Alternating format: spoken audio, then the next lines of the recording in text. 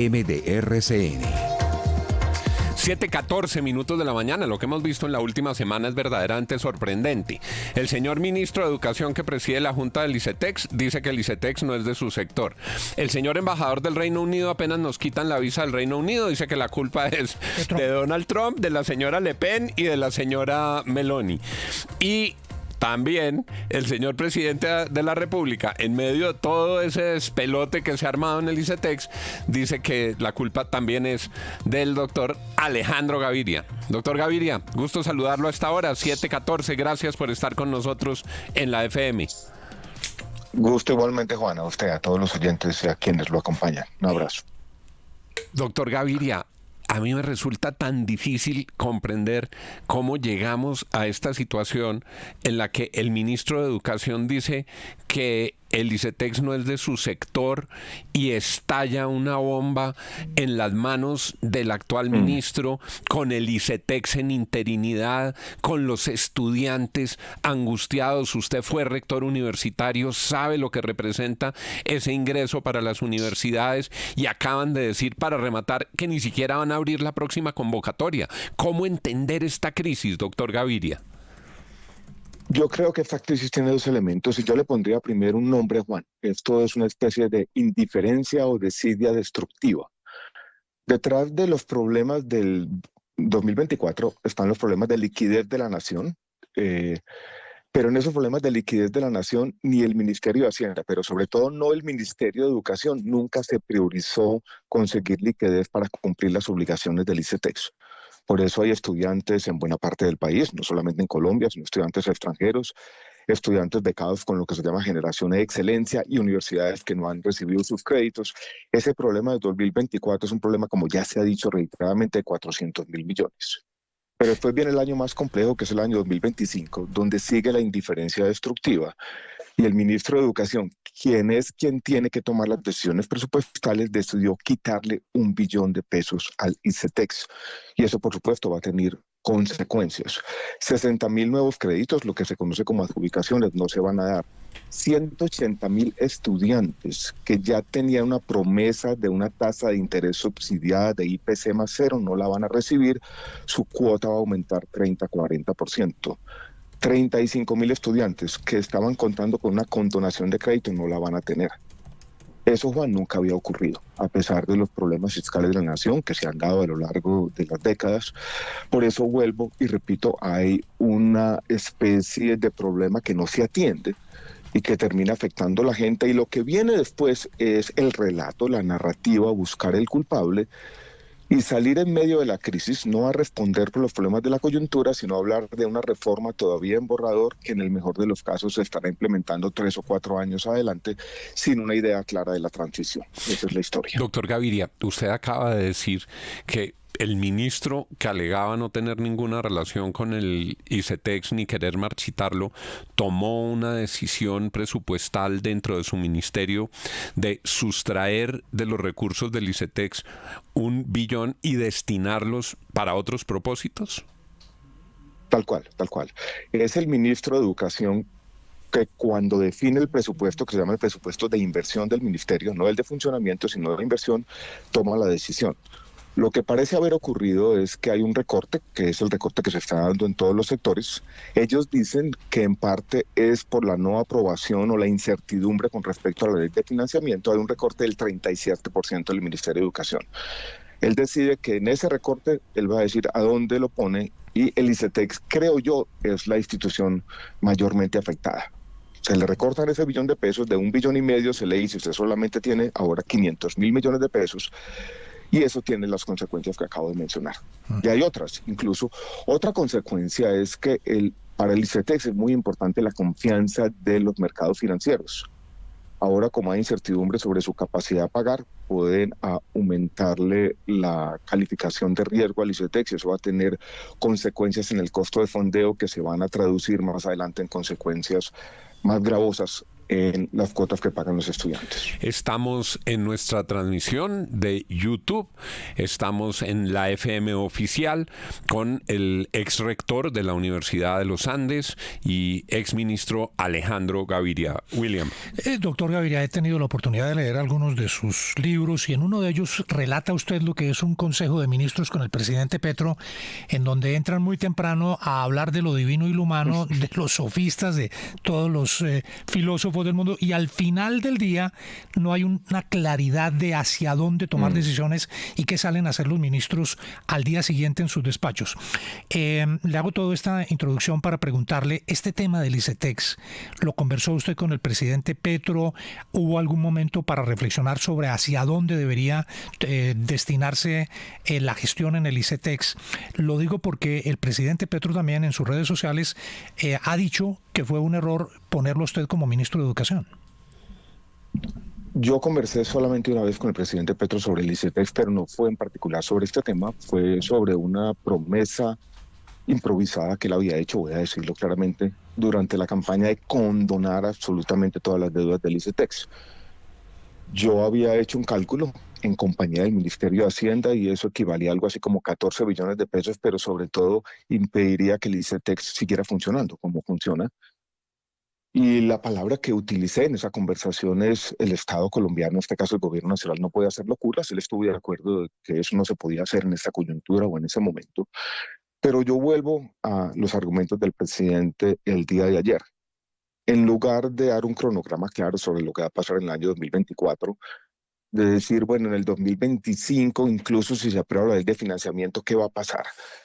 Él cae de nuevo en una especulación, en decir que va a crear una especie de banco financiero cooperativo, que esa es la idea, que ese banco financiero cooperativo va a captar dinero del público, no hay una idea de qué patrimonio necesita ni cómo se puede poner a funcionar. Y nos lleva rápidamente, en lugar de responderles a los estudiantes, a las universidades, a un debate ideológico que tendría sentido quizás en una universidad para un problema que está 5 años adelante, pero que nada tiene que ver con el jefe del Estado. O sea, recurre muy rápidamente a una especulación ideológica sin sentido y desatiende los problemas del presente. Esa fue la respuesta que yo le di al presidente. Y les dije, y también le recordé que cuando yo era ministro, nosotros hicimos las cosas como tocaba, hicimos la planeación financiera y fiscal como correspondía, y estos problemas no se presentaron y por lo tanto no puede ser culpa mía. Precisamente lo que hice como ministro fue evitarles a los colombianos y a él mismo este tipo de problemas. Exministro, es que a lo que usted se refiere al principio de esa respuesta sobre la condonación de las deudas fue una promesa de campaña del presidente desde siempre. Hay varios registros de debates en los que él habla de condonar las deudas generales del ICETEX. Usted también en su momento contestó una respuesta diciendo que estaban evaluando la condonación de algunos créditos, por ejemplo los de Serpilo Paga y otros jóvenes que no habían podido pagar y ya tenían incluso embargos. Pero entonces concretamente hoy, 2 años después del gobierno Petro, ¿es inviable fiscalmente que el gobierno condone las deudas del ICETEX? ¿Eso podemos decir es algo que simplemente no va a ocurrir con los jóvenes en este gobierno? Santiago, hay unas condonaciones que están por ley que obedecen a población vulnerable, que son este 35% que mencionaba, y está el tema de generación y Serpilo Paga, que más que una condonación es la siguiente situación: una persona que recibe esa beca del Estado, por alguna razón, contingencias de la vida, no puede seguir sus estudios universitarios y queda en una doble condición, sin terminar su carrera y con una deuda millonaria. Me parece que en ese caso el riesgo de deserción escolar no debería estar solamente sobre el estudiante y su familia, y ahí estábamos cambiando la ley y yo creo que se pueden dar algunas condonaciones puntuales. Pero para responder la pregunta de manera directa, las condonaciones tal cual como las había prometido el presidente en la campaña no son posibles y no se van a dar en ningún escenario, menos en este escenario. Imagínense meterle a esta discusión un ruido adicional de condonar las deudas. Eso básicamente sería acabar con el ICETEX. Si usted anuncia unas condonaciones tales, el presidente está acabando con el ICETEX, no podría volver a fondearse y este problema se multiplicaría por 10. Ministro, exministro, exrector. Doctor Alejandro, ¿no le parece que estamos rasgándonos mucho las vestiduras por una entidad que no tiene pies ni cabeza? Mire, eso es como el UPAC. Todos los gobiernos han querido hacer algo con el ICETEX. La cartera vencida del ICETEX es 20 veces proporcionalmente superior a la de la banca privada. ¿Por qué no crean como un Finagro que se distribuye esa plata de manera mucho más quirúrgica entre la gente, los estudiantes que la demanden? No todos los gobiernos han querido. Mire, el ex viceministro de Hacienda, Juan Alberto Londoño, tuvo el proyecto para rehacer ICETEX, pero no, ahora todo el mundo sale a defenderlo como si fuera la gran panacea y nunca ha funcionado bien. Decir que nunca ha funcionado me parece una afirmación un podido financiar con el ICETEX. Yo quisiera como traer a cuento la dificultad del ICETEX.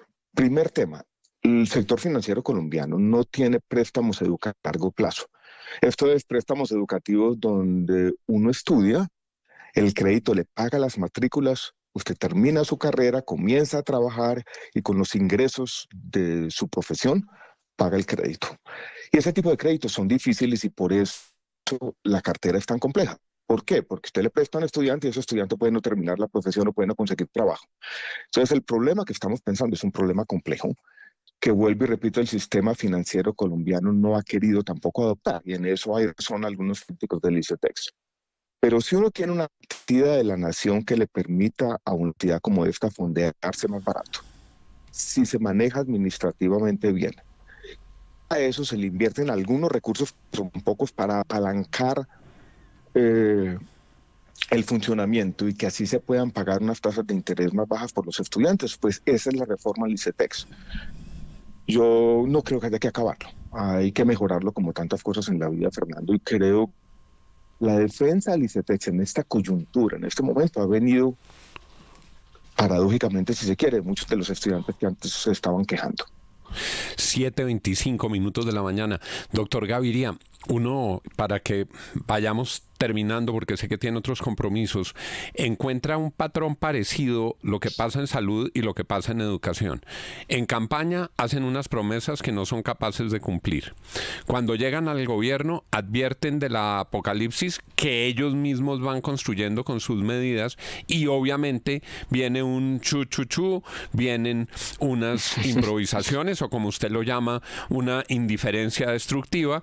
Cuando empiezan las cosas a desbaratarse en sus manos, lo que dicen es, ven, era culpa de los que estaban antes, nosotros simplemente heredamos una situación desastrosa y las instituciones van dejando la capacidad de cumplirles a los ciudadanos. Es muy parecido lo de salud y lo de la educación. Dejan aumentar la crisis y al final, ¿quiénes son los paganinis? Los ciudadanos. Aquí, en medio de esta discusión, ¿quién paga los platos rotos? Los miles de estudiantes que tienen el sueño de cumplir con su carrera. Los miles de estudiantes de estrato 1 y de estrato 2 que le creyeron al presidente en la campaña, que le creyeron que les iban a condenar los créditos y ahora no solo no les condonó los créditos, sino que los va a dejar sin matrícula. Tal cual, Juan, yo creo que es un patrón.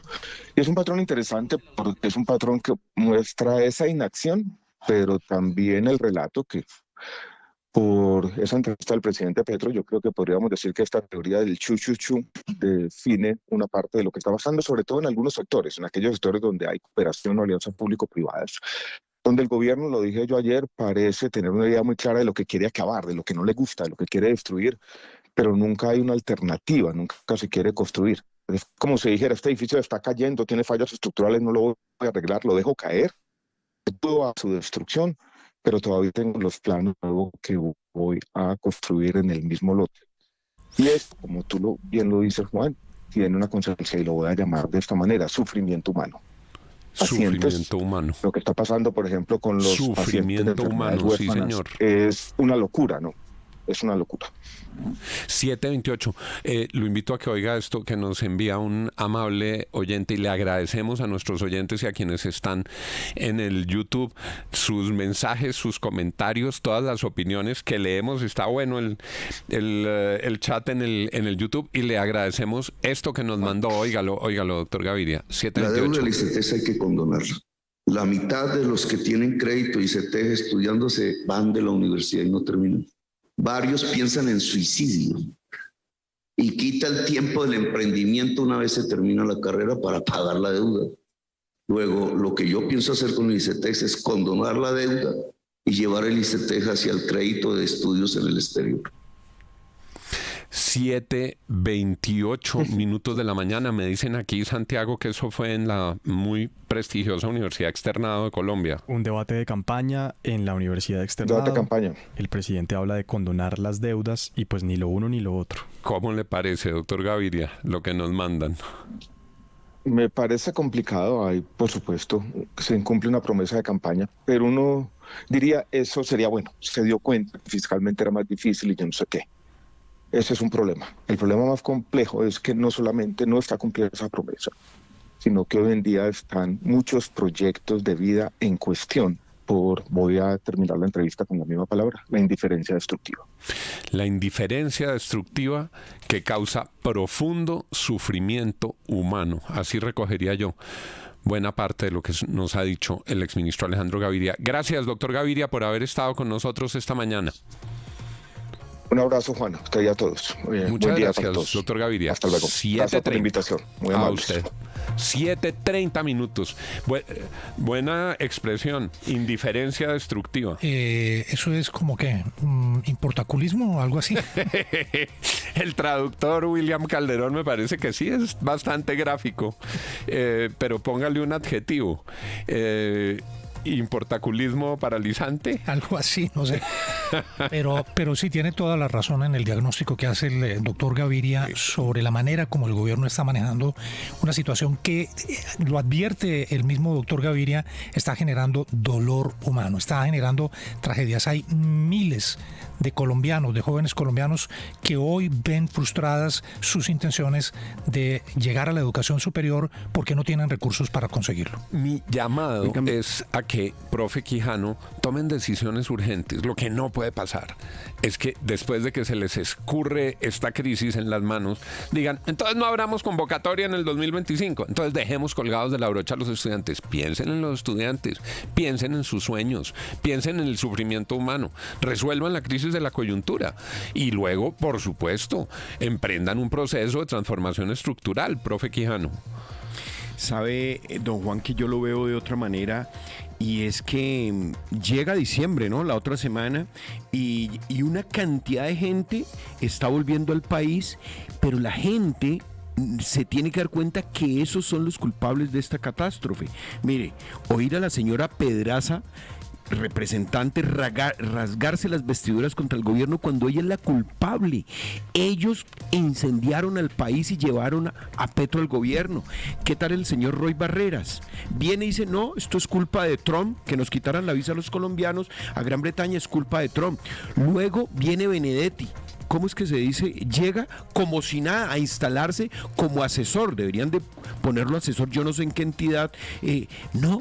Todo el mundo llega a lavarse las manos preparándose para decir más mentiras. Y no, los personajes, nada, no pasa absolutamente nada. Iba a meter ahí al exministro Gaviria, pues que fue su ministro de Educación, pero bueno, él ya lleva bastante tiempo atacando este gobierno y quizá es el que más lo ha destapado por dentro. Pero Pedraza también. Pedraza ha hecho un ejercicio desde el Congreso casi muy quema Bogotá. Era la reina de las pintadas, de los grafitis. Nos tocó entrevistarla. Ella fue una irresponsable estudiantil, pero de hecho lejana del presidente Petro. Ella estaba mucho más cercana del polo en ese momento, de Jorge Enrique Robledo. No le hizo campaña a Petro, sí votó votó por él ante la opción contraria que era Rodolfo Hernández. Cada quien defiende a sus pero personas, ella, pero me parece que, que ella ha hecho un culpables. trabajo importante en el Congreso, profe, y un trabajo súper riguroso y crítico frente al gobierno. Por ejemplo, Jennifer Pedraza fue la autora, fue la autora de la prohibición de los matrimonios infantiles. Es decir, 7:32. Yo creo que aquí quedan varias conclusiones. Uno, que echaron mucho cuento en la campaña, que hicieron muchas promesas que no se van a cumplir, que sobre todo tratándose de jóvenes les pintaron pajaritos de oro y los están dejando viendo un chispero e incumpliendo todas esas promesas, y que esa indiferencia destructiva a la que hacía referencia el exministro Alejandro Gaviria, en lo que se traduce es que cuando llegan los momentos difíciles no están en capacidad de manejarlos. ¿Y quiénes pagan los platos rotos? Los estudiantes, sus familias y los sueños que quedan incumplidos y las promesas vanas de las campañas politiqueras.